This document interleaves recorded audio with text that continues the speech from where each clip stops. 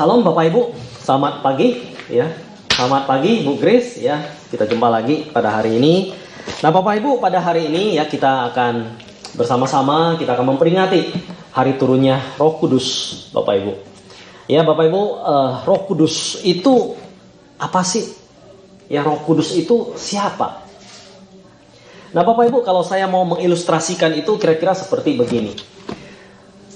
Misalnya ya kita satu hari kita diberikan sebuah mobil mewah. Ya kita diberikan satu mobil yang sangat mewah, sangat bagus.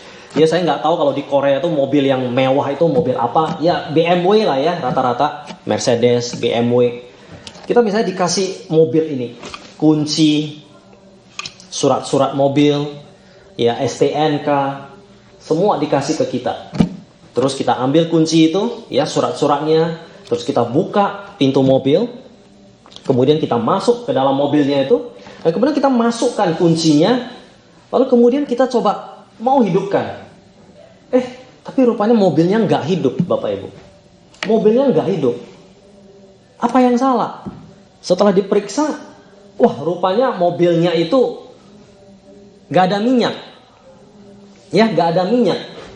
Jadi mau mobil semewah apapun, ya sebagus apapun, semahal apapun, kalau nggak ada minyak, mobilnya nggak bisa kemana-mana.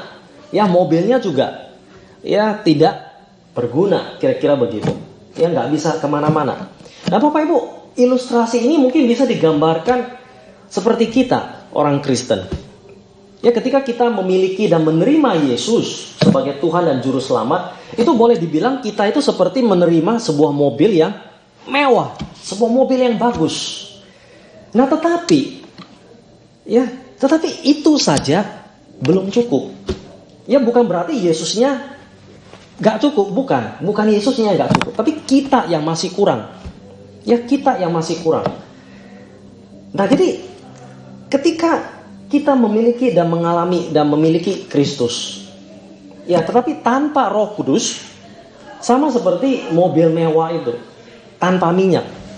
Artinya kita tidak bisa melakukan ya sesuatu yang berkenan, sesuatu yang baik, ya sesuatu yang seharusnya kita lakukan dari Tuhan.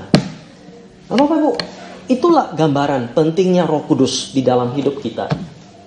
Ya. Nah Bapak Ibu, pentingnya Roh Kudus itu juga ditunjukkan di dalam Alkitab. Ya ketika kita melihat dan juga ketika Roh Kudus itu turun pertama kali ke dalam dunia itu. Nah Bapak Ibu, itu adalah satu kejadian yang sangat penting. Ya kejadian yang kita peringati, yang kita tahu itu sebagai hari Pentakosta, yaitu hari turunnya Roh Kudus. Nah Bapak Ibu, hari itu seperti apa? Saya ajak kita untuk melihat di kitab Kisah Para Rasul. Ya, kitab Kisah Para Rasul. Mari kita baca dari kitab Kisah Para Rasul pasal yang kedua. Kitab Kisah Para Rasul pasal yang kedua. Kita baca ayat 1 sampai ayat 13.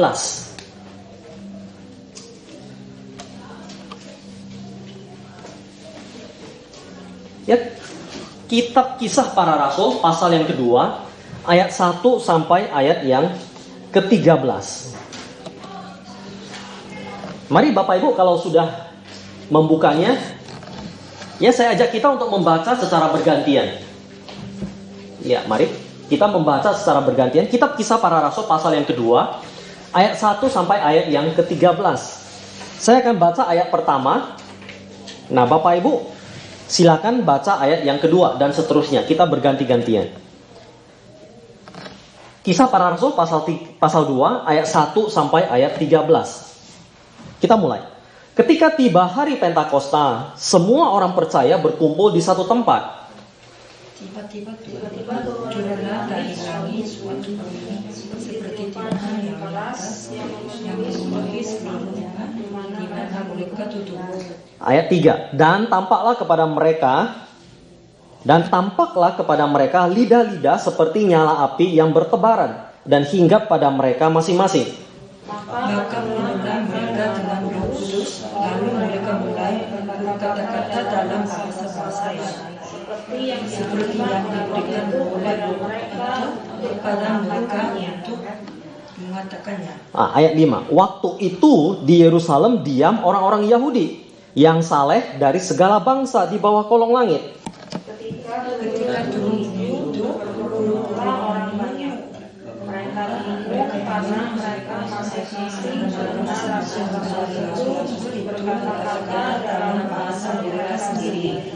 Nah, mereka semua tercengang-tengang dan heran, lalu berkata, bukankah mereka semua yang berkata-kata itu orang Galilea? Bagaimana mungkin kita masing-masing mendengar mereka berkata-kata dalam bahasa kita sendiri, yaitu bahasa yang kita pakai di negeri asal kita. Kita orang Partia, Media, Elam, penduduk Mesopotamia, Yudea dan Kapadokia, Pontus dan Asia, Media dan Pamfilia, Mesir dan daerah-daerah Libya yang berdekatan dengan Yudea, pendatang dari rumah. baik orang Yahudi maupun penganut agama Yahudi, orang Kreta dan orang Arab, kita mendengar mereka berkata-kata dalam bahasa kita sendiri tentang perbuatan-perbuatan besar yang dilakukan Allah. Mereka semuanya tercencang-cencang dan sangat termanggu-manggu sambil berkata seorang kepada yang lain, apakah artinya ini? Nah, tetapi orang lain menyindir, mereka sedang mabuk oleh anggur manis. Nah, Bapak Ibu, ini bagian firman Tuhan yang menceritakan tentang Hari Raya Pentakosta yang dirayakan oleh orang Yahudi. Nah, Pentakosta yang kita anggap adalah hari turunnya Roh Kudus. Bapak Ibu, hari Pentakosta itu artinya apa? Pentakosta itu sebenarnya artinya adalah ke-50. Ya, hari Pentakosta adalah hari ke-50. Jadi Bapak Ibu, bagi orang Yahudi sendiri, hari Pentakosta itu hari yang penting. Karena itu adalah hari ke-50 ya setelah perayaan ya selama 7 minggu di mana orang Yahudi itu merayakan Paskah. Nah, Paskah orang Yahudi itu artinya apa? Mereka merayakan pembebasan dari perbudakan di Mesir. Nah, jadi Bapak Ibu, Pentakosta itu adalah hari terakhir berakhirnya perayaan mereka selama 7 minggu itu, di mana mereka merayakan Paskah. Jadi hari Raya Pentakosta itu mereka datang ya ke Yerusalem mengucap syukur, membawa hasil panen mereka. Ya, mereka bukan hanya mengucap syukur bahwa Tuhan itu telah memelihara hidup mereka ketika mereka dibebaskan, ya dikeluarkan dari perbudakan Mesir, tapi mereka juga mengucap syukur atas berkat Tuhan terhadap hasil panen dan juga pertanian mereka. Itu sebenarnya mereka juga membawa hasil panen mereka ke Yerusalem. Jadi Bapak Ibu, hari Raya Pentakosta itu adalah satu hari yang penting bagi orang Yahudi, di mana mereka datang berkumpul di sana. Nah, tapi pada saat itu, pada saat hari Raya Pentakosta itu, Allah juga hadir melalui Roh Kudus yang datang. Dan Allah memakai hari Raya Pentakosta itu untuk menyatakan apa? Hadirnya Roh Kudus ke dalam dunia. Nah, Bapak Ibu, apa artinya? Mengapa Roh Kudus itu datang atau turun pada hari ke-50? Ya, pada saat orang Yahudi itu sedang merayakan hari Raya Pentakosta juga. Nah, Bapak Ibu, perlu ingat bahwa Roh Kudus yang turun pada hari ke-50 itu sudah dijanjikan terlebih dahulu oleh Tuhan Yesus. Ya, kalau kita baca dari pasal yang pertama, ya masih ingat sebelum Yesus terangkat ke surga. Ya, sebelum dia naik ke surga. Bapak Ibu, Tuhan Yesus itu sudah mengatakan kepada para murid-muridnya. Jadi setelah Yesus bangkit, Yesus itu kan selama 40 hari dia masih ada di dunia, yang menunjukkan dirinya kepada murid-murid, kepada orang banyak, untuk menyatakan bahwa dia Tuhan yang hidup, ya bahwa dia sudah mengalahkan maut, dosa dan juga iblis. Nah, sebelum dia naik ke surga, dia berpesan kepada murid-muridnya. Pesannya apa? Tunggu dulu, jangan keluar dari Yerusalem. Ya, kalau kita baca di ayat yang keempat, pasal yang pertama. Ya, pasal yang pertama, ayat yang keempat di depannya. Pada satu hari ketika Yesus makan bersama-sama dengan murid-muridnya, dengan mereka, ia melarang mereka meninggalkan Yerusalem. Yesus bilang, jangan tinggalkan Yerusalem. Ia melarang mereka meninggalkan Yerusalem dan menyuruh mereka tinggal di situ. Untuk apa? Menantikan janji Bapa. Ya, menantikan janji Bapa. Janji itu apa? Roh Kudus. Jadi jangan pergi dulu, tunggu dulu di Yerusalem, menantikan janji Bapa. Lalu ayat yang ke-8, Yesus berkata apa? Kamu akan menerima kuasa kalau Roh Kudus turun ke atas kamu, dan kamu akan menjadi saksiku di Yerusalem, di seluruh Yudea dan Samaria sampai ke ujung bumi. Jadi Bapak Ibu, ayat ini harus kita ingat untuk kita memahami kejadian di pasal 2 tadi itu. Ya, bahwa Yesus itu berjanji kepada murid-muridnya, jangan pergi dulu dari Yerusalem, tunggu, ada janji dari Allah. Ada kuasa yang akan Tuhan berikan kepada kamu, yaitu Roh Kudus yang akan turun. Supaya apa? Supaya kamu akan menjadi saksiku di Yerusalem, di Yudea dan Samaria sampai ke ujung bumi. Nah, kita perlu bertanya, kenapa Tuhan Yesus itu menyuruh mereka menunggu? Ini murid-murid, ya, para pengikut Yesus, mereka kan kita pikir, ya, sebelumnya kan Tuhan Yesus bilang apa? Ada pesan juga dari Tuhan, pergilah dan jadikanlah seluruh bangsa muridku. Kan ada amanat agung, Matius 28. Ya, itu pesan Tuhan yang lain juga. Jadi, kenapa murid-murid tidak langsung pergi? Kenapa mereka tidak langsung pergi dan jadikan semua bangsa murid Tuhan? Kenapa Tuhan menyuruh mereka menunggu dulu? Bukankah mereka kan sudah punya pengetahuan? Ya, mereka sudah 3 tahun bersama dengan Tuhan Yesus. Ya, murid-murid hidup bersama Tuhan Yesus, mendengar Dia langsung, belajar dari Tuhan Yesus. Ya, mereka sudah punya pengetahuan sebetulnya. Mungkin sudah cukup 3 tahun kan? Kemudian pengalaman juga sudah ada bersama dengan Yesus.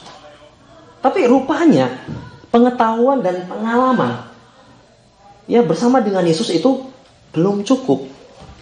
Ya, pengetahuan saja, kita banyak tahu, ya, banyak pengetahuan saja, belum cukup. Ya, pengalaman juga belum cukup. Ada lagi satu yang perlu, yaitu apa? Kuasa Roh Kudus. Nah, ini penting bagi kita juga. Nah, makanya Tuhan Yesus berkata apa? Tunggu dulu, jangan pergi. Nanti ada janji dari Tuhan, kuasa Roh Kudus untuk apa? Untuk menolong kamu, ya, memampukan kamu. Untuk apa? Melakukan tugas yang aku berikan kepada kamu. Ya, Roh Kudus akan turun ke atas kamu dan kamu akan menjadi saksiku. Jadi Bapak Ibu, penting di sini bahwa Roh Kudus itu turun ke dunia. Itu selalu berkaitan dengan apa? Selalu berkaitan dengan kuasa untuk bersaksi. Nah, itu Bapak Ibu. Ini penting kita ingat. Karena kalau kita bicara soal Roh Kudus, ya, gereja-gereja kita ada yang berbeda pemahaman kita tentang kuasa Roh Kudus. Ya, Roh Kudus bisa melakukan banyak hal karena Dia Allah. Kita percaya itu. Ya, tapi seringkali orang berpikir, ya, Roh Kudus itu bekerja misalnya mujizat, tanda, ya, apapun hal-hal ajaib yang terjadi oleh Roh Kudus. Ya, seringkali orang tidak mengkaitkannya dengan apa? Dengan kuasa untuk bersaksi untuk Tuhan. Ya, untuk memuliakan Tuhan. Tapi apa? Kadang orang berpikir itu hanya untuk dirinya sendiri. Nah, ini penting. Penting untuk kita pahami. Ketika Tuhan Yesus berkata apa? Kalian akan menerima Roh Kudus. Jangan pergi dulu. Roh Kudus akan turun. Karena apa? Karena itu adalah kuasa untuk menolong kalian untuk bersaksi bagi Tuhan. Ya, kuasa untuk melayani bagi Tuhan. Bukan untuk kita sendiri. Ya, bukan untuk siapa-siapa, tapi untuk Tuhan. Nah, ini. Jadi ketika kita menyaksikan pekerjaan Tuhan, kuasa Tuhan, mujizat Tuhan, apapun itu, ya, kita percaya itu bisa Tuhan lakukan. Itu semuanya harus dikaitkan dengan apa? Kesaksian bagi Tuhan. Ya, untuk memuliakan Tuhan. Amin, Bapak Ibu. Ya, bukan untuk diri kita sendiri. Ya, bukan untuk pamer. Ya, bukan untuk menunjukkan bahwa saya lebih rohani. Kalau misalnya saya bisa berbahasa roh, ya, misalnya. Ya, atau misalnya saya bisa menyembuhkan orang, ya, kuasa untuk melakukan tanda-tanda dan sebagainya. Ya, supaya saya kelihatan hebat. Kalau orang yang nggak bisa berarti kurang rohani dari saya. Bukan itu sebetulnya. Ya, tetapi apa? Untuk menyatakan kuasa Tuhan. Ya, untuk menyaksikan kebesaran Tuhan. Karena kalau kita baca di dalam Kejadian pasal 2 itu, ya, ketika murid-murid sudah tinggal di Yerusalem, ya, Dan mereka berkumpul di satu tempat, pasal 2 tadi. Apa yang terjadi? Tiba-tiba turunlah dari langit satu bunyi. Ya, ada bunyi, suara tiupan angin keras, dan kemudian tampak lidah-lidah api. Nah, ini tanda kehadiran Roh Kudus, Bapak Ibu. Ya, mungkin kita nggak melihat itu lagi sekarang. Tapi Bapak Ibu, Roh Kudus itu datang, dan kemudian ayat keempat dikatakan mereka penuh dengan Roh Kudus. Lalu mereka mulai berkata-kata dalam bahasa lain, seperti yang diberikan oleh Roh itu kepada mereka untuk mengatakannya. Nah, ketika mereka bisa melakukan itu, apa yang terjadi selanjutnya? Nah, ketika orang-orang menyaksikan itu, orang terheran-heran. Ya, orang kagum dan terheran-heran. Karena apa? Karena murid-murid mengucapkan atau mengatakan kata-kata ya yang mereka itu sebetulnya tidak pernah pelajari. Ya, mereka mengatakan bahasa-bahasa yang justru dimengerti oleh orang-orang asing yang ada di Yerusalem pada saat itu. Karena di Yerusalem saat itu kan sedang rame. Banyak orang berkumpul pada saat itu. Orang dari banyak daerah, banyak penjuru negeri datang ke sana pada saat itu. Dan Tuhan memakai itu sesuai dengan janjinya. Ya, bahwa Roh Kudus itu akan datang untuk memberikan kalian kuasa, kemampuan untuk apa? Bersaksi. Di mana? Bukan hanya di Yerusalem, tapi di seluruh Yudea dan Samaria dan sampai ke ujung bumi. Dan pada saat itu banyak orang dari mana? Bukan hanya di Yerusalem, tapi dari Samaria dan Yudea dan bahkan dari ujung bumi juga hadir di Yerusalem.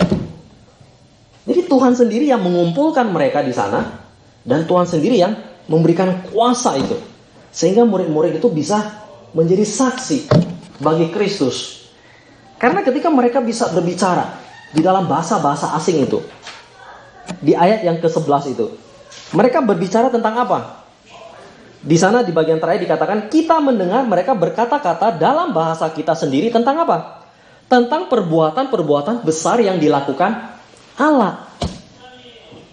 Yang mereka menunjukkan kuasa itu, tanda itu. Tentang siapa? Bukan tentang diri mereka, tapi tentang Allah. Yang menyatakan perbuatan-perbuatan besar yang dilakukan oleh Allah. Perbuatan apa? Ya, perbuatan Allah melalui Kristus, ya, yang sudah menebus dosa, yang sudah mati di atas kayu salib, yang kemudian bangkit kembali dan naik ke surga. Ya, itu semua. Ya, perbuatan-perbuatan besar yang telah dilakukan oleh Allah. Nah, sehingga Bapak Ibu, orang itu semakin terheran-heran dan tercengang-cengang, sehingga nama Tuhan juga dimuliakan dan ditinggikan. Nah, jadi Bapak Ibu, kuasa Roh Kudus, ya, itu turun ke atas dunia. Itu untuk apa? Ya, untuk memampukan setiap kita. Ya, setiap kita Bapak Ibu, setiap orang percaya. Untuk apa? Untuk bersaksi. Ya, untuk menyatakan perbuatan-perbuatan besar tentang Allah. Amin Bapak Ibu. Ya, ini kuasa dari Tuhan. Bagi siapa? Bagi setiap kita sebetulnya. Ya, jadi bukan berarti hanya orang-orang tertentu, tapi sebetulnya bagi setiap orang. Setiap orang yang percaya, ya, setiap orang yang sudah menerima dan memiliki Kristus di dalam hidupnya. Artinya Roh Kudus itu ada di dalam diri kita sebetulnya. Ya, Roh Kudus itu sudah hadir di dalam hidup kita. Nah, persoalannya, pertanyaannya, nah, apakah kita menyadari itu? Ya, apakah kita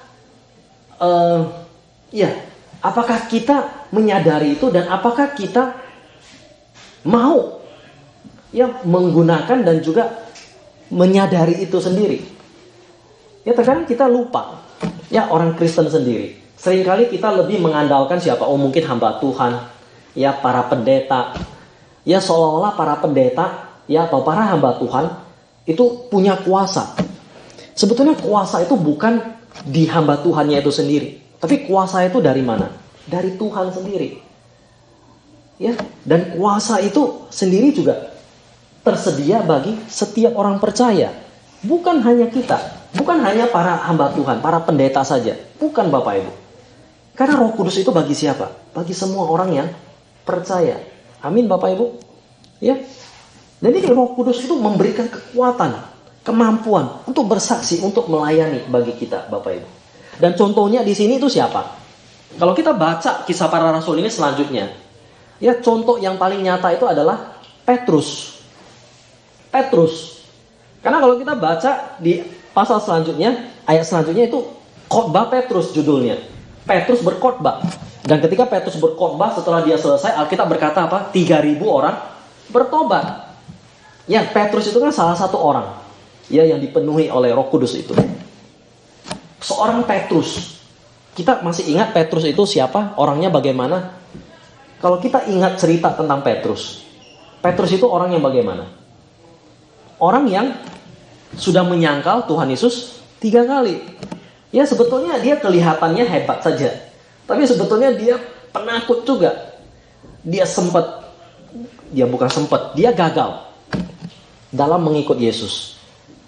Ya, dia sudah lari, yang menyangkal Yesus 3 kali, dan dia merasa sebetulnya sudah tidak layak lagi ya untuk melayani atau untuk mengikut Yesus. Tapi ketika Roh Kudus itu bekerja dan dia sungguh mengharapkan itu, Bapak Ibu, hidupnya itu berubah. Ya, dan dia dipakai Tuhan dan diberikan kekuatan untuk apa? Untuk melayani, untuk berkhotbah, Bapak Ibu, sampai 3.000 orang bertobat. Nah, Bapak Ibu, ini contoh ya seorang Petrus. Ketika Roh Kudus bekerja dalam hidupnya, ya, dia diberikan kekuatan, kuasa untuk bersaksi, untuk melayani. Nah, Bapak Ibu, bagaimana dengan kita? Ya, apakah Petrus seorang yang luar biasa? Tidak. Dia bisa gagal. Dia sudah gagal, Bapak Ibu. Ya, saya pikir kita juga sama. Ya, Petrus juga bukan orang yang saleh luar biasa. Tidak, Bapak Ibu. Ya, murid-murid Tuhan Yesus juga yang lain. Paulus sendiri juga. Ya, apakah dia seorang yang sangat sempurna? Tidak. Ya, banyak murid Tuhan Yesus sendiri juga yang sama seperti kita. Saling merebut kekuasaan juga ada. Ya. Yohanes ya pengen mendapat kedudukan, siapa yang paling hebat. Ya, ada yang merasa sombong juga ada. Jadi Bapak Ibu, mereka juga orang biasa, sama seperti kita. Dan yang membuat mereka itu menjadi luar biasa itu apa? Kuasa Tuhan. Ya, kuasa Roh Kudus yang memampukan mereka.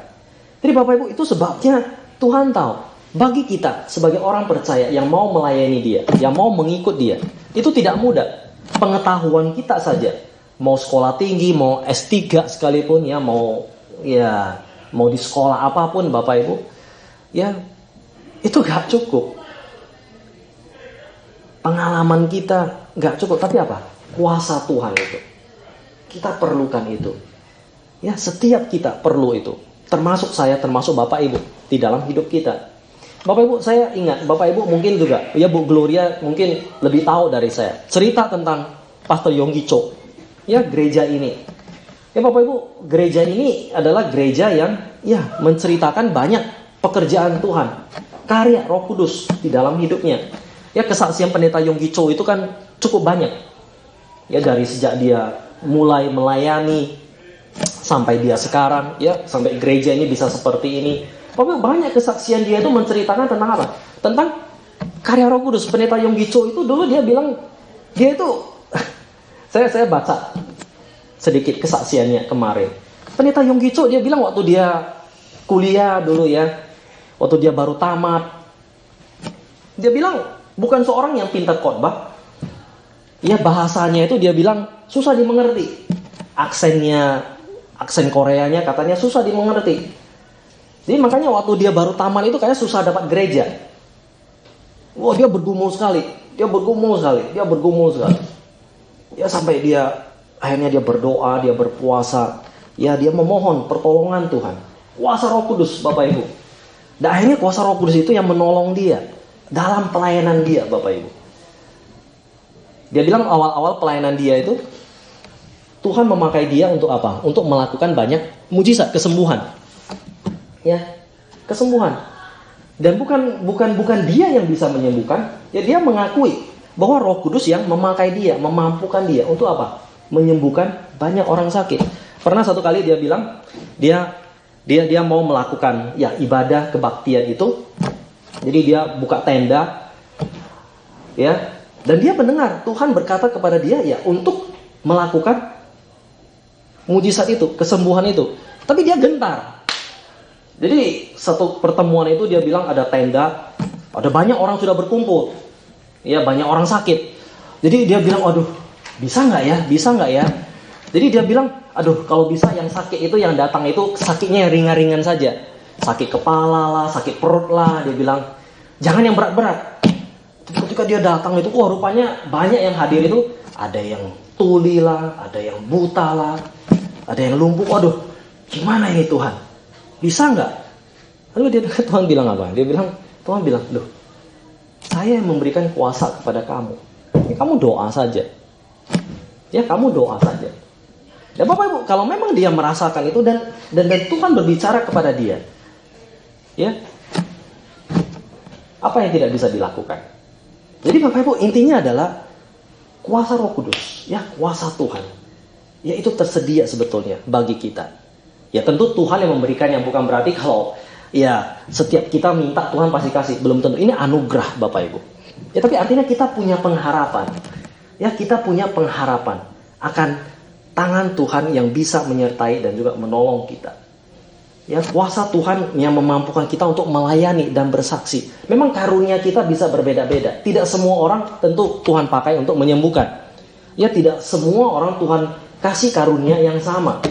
Ya, setiap kita punya karunia masing-masing, berbeda-beda. Yang satu mungkin untuk mengajar, yang satu untuk berkhotbah, ya, yang satu mungkin punya karunia untuk menyembuhkan Bapak Ibu. Ya, bahkan sebetulnya karunia menyembuhkan itu lebih tepatnya disebut karunia kesembuhan. Ya, bukan menyembuhkan, tapi karunia kesembuhan. Karena kesembuhan itu sendiri juga adalah anugerah. Ya, anugerah Bapak Ibu. Karena coba kita harus jujur mengakui, ada berapa banyak orang Kristen yang sakit, tapi akhirnya juga tidak semua juga sembuh, kan begitu? Ya, selama corona ini, virus corona, kita harus jujur mengakui ada berapa banyak pendeta. Saya nggak tahu di Korea, tapi di Indonesia sudah berapa banyak pendeta yang mengalami, yang kena virus corona dan kemudian meninggal. Apakah kita bilang mereka nggak punya iman? Apakah kita bilang mereka nggak berdoa? Kan nggak begitu, Bapak Ibu. Ya, tapi disinilah kita diajar, Bapak Ibu. Ya, bahwa karunia Tuhan itu juga tentu tidak sama untuk setiap orang. Bukan berarti kalau tidak diberikan karunia itu berarti Tuhan nggak mengasihi kita. Tidak. Karena kasih Tuhan itu kan lebih daripada sekedar kesembuhan. Ya, ingat ya, kasih Allah itu kepada kita itu tentang apa? Pengampunan dosa kita. Hidup yang kekal itu, Bapak Ibu. Itulah kasih Allah. Ketika Yesus mengorbankan dirinya di kayu salib. Itu kasih Allah yang paling besar yang Tuhan sudah berikan kepada kita. Ya, kalau kesembuhan, sakit sembuh, miskin jadi kaya, Bapak Ibu, itu sebetulnya bukan berarti itu bukan sesuatu yang baik, tapi itu hanya sementara. Ya, Tuhan bisa memberikan, bisa. Tapi kasih Allah yang terbesar itu sudah Dia tunjukkan melalui apa? Melalui pengorbanan di atas kayu salib. Ya, di atas kayu salib, Bapak Ibu. Jadi jangan kita bilang Tuhan itu nggak mengasihi saya. Ketika apa? Masalah saya nggak selesai, sakit saya nggak sembuh, kok saya miskin terus. Oh, Tuhan nggak mengasihi saya. Bapak, kalau kita ukur kasih Allah dari situ, berarti kita salah memahami kasih Allah. Ya, kasih Allah itu sudah Dia tunjukkan melalui apa? Melalui Yesus Kristus yang mati di atas kayu salib, menyucikan kita dari dosa-dosa kita. Sehingga apa? Sehingga kita memiliki hidup yang kekal. Ya, kita memiliki hidup yang kekal. Karena hidup kita ini hidup kita ini hanya sementara. Kita bisa kaya sekalipun, tapi kita juga akan mati nantinya, kan? Nah, ini Bapak Ibu. Jadi jangan hanya mengukur kasih Allah atau kuasa Allah hanya berupa materi ataupun ya kenikmatan hidup yang kita miliki saat ini. Jadi Bapak Ibu, ada kuasa yang Tuhan berikan melalui kuasa Roh Kudus itu. Kuasa untuk melayani Dia, kuasa untuk bersaksi bagi Dia. Jadi sekalipun misalnya persoalan kita itu tidak selesai, ya, ada persoalan yang kita hadapi, bisakah kita bersaksi, Bapak Ibu? Bisa. Ya, justru kesaksian seperti itu yang saya pikir luar biasa. Ya, ada orang yang sekalipun dia sakit, ya, sekalipun dia mengalami bencana dan persoalan, tapi dia masih bisa tetap bersaksi. Bapak Ibu, itu luar biasa loh bagi saya. Dan saya percaya itu kuasa dari Tuhan juga untuk dia bisa bersaksi. Ya, seringkali kalau kita bersaksi kan, sakit sembuh kita bersaksi kan. Kemarin itu beberapa hari yang lalu ya, dari Medan itu ada yang mengirimkan pesan di WA. Ini sebenarnya sudah tahun lalu ceritanya. Saya sudah tahu. Terus saya bingung loh, kok dikasih gambar. Jadi ada satu jemaat itu satu hari gas di rumah itu meledak. Gas di rumahnya itu meledak, Bapak Ibu. Sehingga apa yang terjadi? Rumahnya hancur. Jadi sampai ada gambarnya tuh, bukan rumah dia saja, rumah sebelahnya pun sampai hancur. Itu berarti kuat sekali. Jadi rumahnya tuh sampai hancur, rumah dari beton itu. Hancur, Bapak Ibu. Tetapi anggota keluarganya selamat. Ya paling luka-luka sedikit, gak mati. Jadi Bapak Ibu, dia ceritakan kesaksiannya kembali. Sampai gambarnya pun ada. Ya ini tahun lalu sebetulnya, 2019. Jadi ya dia bersyukur, puji Tuhan. Dan seringkali kan kita mungkin sering dengar atau suka dengar ya orang kalau sakit sembuh atau ada bencana kemudian selamat kita bersaksi. Tapi misalnya lah, kalau misalnya ada yang meninggal, ya kalau misalnya gak selamat, bisa gak dia bersaksi? Mau gak kita minta dia bersaksi? Mungkin kita agak jarang ya. Apa yang mau disaksikan kan begitu. Ya kan? Apa yang mau disaksikan? Tapi Bapak Ibu, justru ketika ada orang yang mau bersaksi, ketika apa? Ketika dia mengalami persoalan seperti ini, tapi dia bisa tetap mengucap syukur, dia mau bersaksi. Saya pikir itu justru yang lebih luar biasa. Ya, bukan berarti Tuhan nggak bekerja loh, tidak loh. Tapi Tuhan justru memberikan dia kekuatan, anugerah untuk apa? Untuk dia menanggung semuanya itu. Ya, karena kenyataannya Bapak Ibu, ada banyak orang juga yang mengalami kesulitan dan tantangan seperti itu. Jangan sampai ketika misalnya ada yang selamat misalnya. Ya katakanlah misalnya contoh, ini yang kesaksian jemaat itu yang di Medan. Ya mungkin keluarganya selamat. Tapi tetangganya bagaimana? Kalau misalnya tetangganya ada yang meninggal. Ya kan? Dia berkata, puji Tuhan, kami bersyukur Tuhan itu baik sehingga anggota keluarga kami selamat. Terus kalau tetangganya yang ada yang meninggal, terus dia mendengar kesaksian itu, bagaimana? Loh, berarti Tuhan gak baik dong. Kenapa loh? Karena ada anggota keluarga saya meninggal. Nah, Bapak, kadang kita kurang sensitif. Nah ini hal-hal yang perlu kita perhatikan. Artinya kekuatan Tuhan bagi kita untuk bersaksi, untuk melayani dia. Bukan hanya ketika persoalan kita itu diselesaikan. Ya bukan hanya hal-hal yang mujizat besar yang indah Bapak Ibu. Bukan hanya itu. Tapi ketika dalam persoalan yang sulit sekalipun, nah bagaimana? Bisa nggak kita tetap mengucap syukur? Ya kita sudah berapa lama di dunia ya, dari sejak Januari sampai sekarang. Virus corona kan nggak selesai-selesai. Ya sudah berapa banyak gereja, saya yakin di Indonesia, di Korea, kita sudah berdoa. Ya supaya apa? Ya supaya corona ini cepat-cepat selesai. Ya kita juga mau ini cepat selesai. Tapi nggak selesai-selesai. Terus apa yang gimana? Apa yang terjadi? Apa yang salah kan begitu? Apakah doanya kurang kuat? Ya, apakah Tuhan itu nggak mendengar? Ya. Tapi justru di sini kita melihat banyak hal. Ya Tuhan mau kerjakan, ya kita nggak tahu lah seperti apa. Tapi banyak pelajaran yang sebenarnya Tuhan mau ajarkan kepada kita. Kita belajar itu, bersyukur itu. Ya dan di tengah-tengah situasi seperti ini ya, kita bisa tetap bersyukur dan memuji Tuhan. Justru di situ kuasa kita untuk tetap bersaksi. Ya karena tidak sedikit orang juga mungkin kecewa, ya sedih dan sebagainya. Karena banyak yang meninggal seperti itu. Nah, jadi Bapak Ibu, Roh Kudus itu datang ke dunia untuk apa? Yang memberikan kita kekuatan, ya untuk bersaksi, untuk melayani Bapak Ibu. Ya, memampukan kita. Saya pernah membaca satu kesaksian, ini di Korea, ya, ini di Korea. Jadi dulu pada waktu Korea itu dikuasai oleh komunis. Jadi suatu kali komunis itu sudah masuk ke Korea dan memasuki kota Seoul. Jadi para pejabat itu ditangkap semua. Nah ada seorang wanita, dia seorang pejabat, dia nggak sempat melarikan diri. Jadi dia ditangkap, ya dia ketangkap. Awalnya dia berusaha melarikan diri, dia menyamar. Jadi petani lah, pakai baju ya, pura-pura jual sayur, jual buah. Tapi ketahuan, karena apa? Karena tangannya itu katanya ketahuan sama tentara komunis ini Ya, ini tangan bukan tangan petani karena tangannya halus. Jadi ketahuan dia ini pejabat. Jadi ditangkap, dimasukkan penjara, ya, dan gak diadili, akan dihukum mati.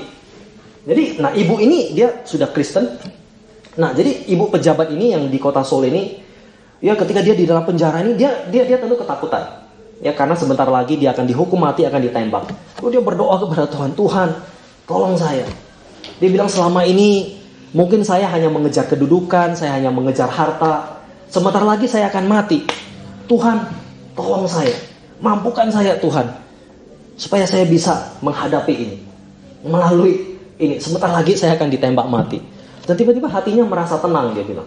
Hatinya tiba-tiba merasa tenang, dia nggak merasa takut lagi. Dia justru bernyanyi. Dia di dalam penjara, dia bernyanyi keras-keras. Sampai prajuritnya suruh dia diam kamu, jangan nyanyi lagi. Dia bilang, kenapa saya harus diam? Kok sebentar lagi juga saya akan mati, kan begitu. Saya mau memuji, saya mau menyanyi. Oh, dia nyanyi makin keras. Dan akhirnya singkat cerita, dia dibawa keluar, mau ditembak, ya, dihukum mati. Lalu dia bilang kepada prajurit ini, ya kepada tentara komunis ini, dia bilang, sebelum kamu tembak saya mau berdoa dulu. Saya mau berdoa untuk kamu juga. Lalu dia berdoa keras-keras, dia berdoa, Tuhan, saya mengakui kalau selama ini saya hanya mencari kedudukan, ya, dia mengakui dosanya semua. Dan kemudian dia memohon Tuhan untuk memberikan dia kekuatan dan juga ketenangan.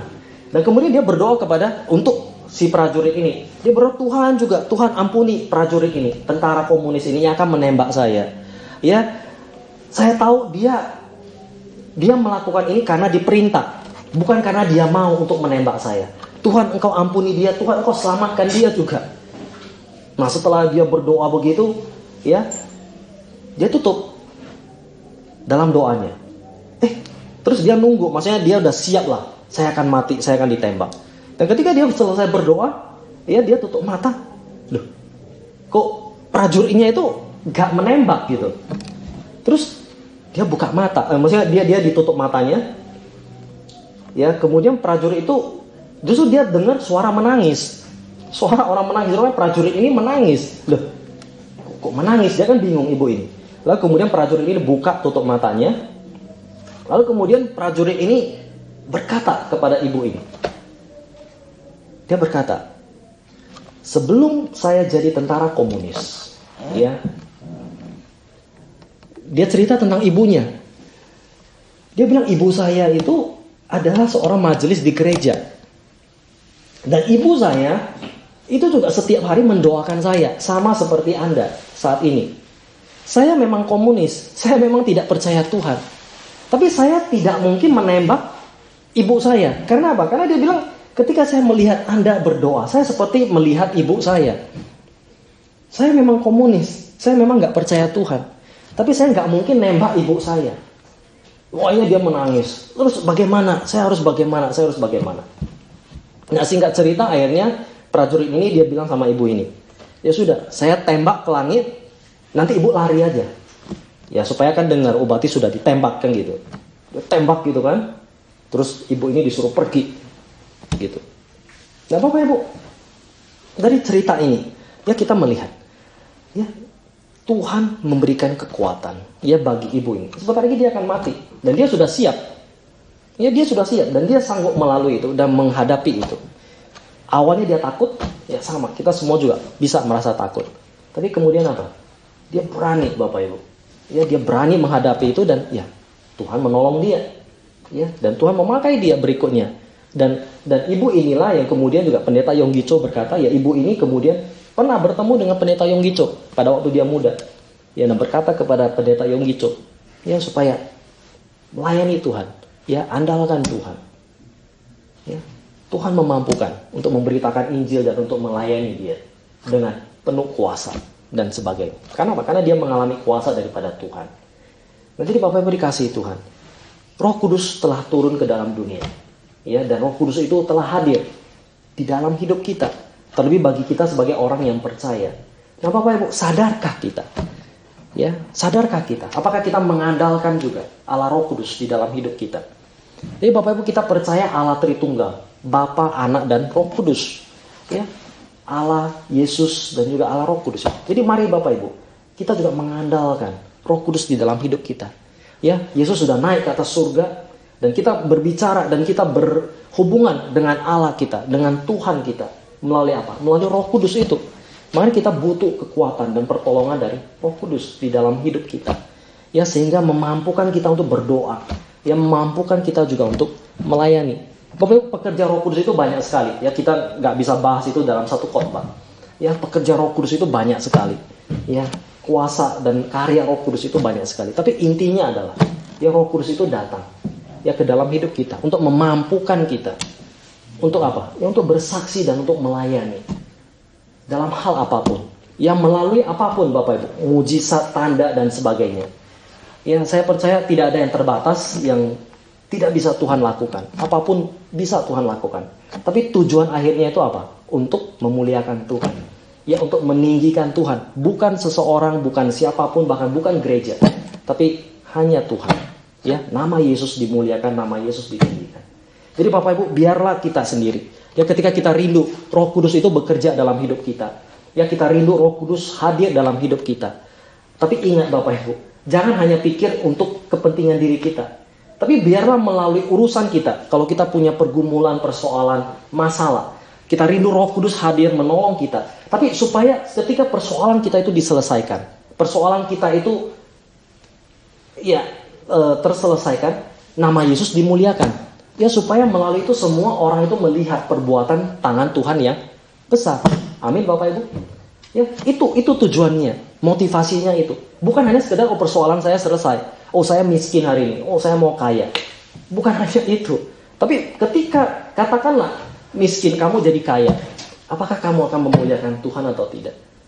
Nah, itu pertanyaan yang paling penting. Kalaupun kamu nggak kaya, kamu memuliakan Tuhan nggak? Nah ini, ya persoalan keluarga kita tentu banyak, pekerjaan kita, setiap kita punya persoalan, punya pergumulan masing-masing. Baik pendeta, kita semua punya problem masing-masing. Ya, tapi biarlah apapun itu yang kita alami, dan kalaupun itu tidak diselesaikan oleh Tuhan seperti yang kita mau, apakah kita tetap memuliakan Tuhan? Ya, saya pikir kita perlu kuasa itu, ya kemampuan daripada Tuhan, kekuatan, ya untuk melayani dan bersaksi bagi Dia di dalam situasi apapun itu yang kita alami. Amin Bapak Ibu. Ya, mari kita berdoa saat ini. Mari kita berdoa.